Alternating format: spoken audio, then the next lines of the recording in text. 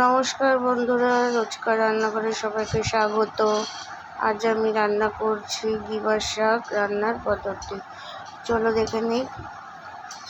এখানে গিমার শাক কেটে ধুয়ে নিয়েছি, সঙ্গে বেগুনও দিয়েছি ছোট ছোট করে কেটে।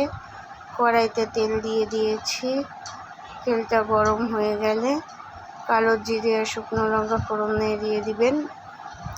ভাজা হয়ে গেলে শাকগুলো দিয়ে দিবেন।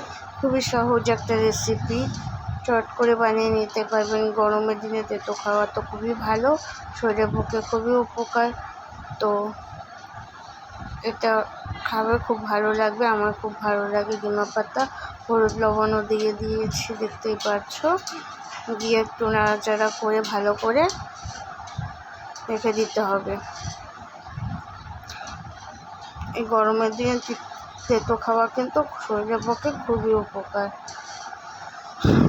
দেখতে পাচ্ছ শাকগুলো হয়ে গেছে, ভাজা হয়ে গেছে, বেগুনটাও গলে গেছে, শাকও হয়ে গেছে।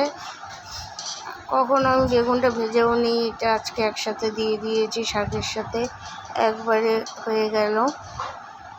বেগুনগুলো দেখেছো তো একদমই গলে গেল।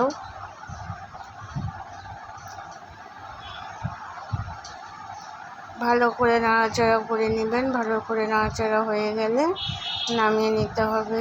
তো বন্ধুরা, আমার রেসিপিটি কেমন লাগলো অবশ্যই জানিও, লাইক কমেন্ট করে সবাই আমাকে সাপোর্ট করো প্লিজ বন্ধুরা। ভালো লাগলে একটি লাইক কমেন্ট শেয়ার অবশ্যই করে দেবেন। আজকের জন্য টাটা, বাই বাই, সবাই ভালো থাকবেন।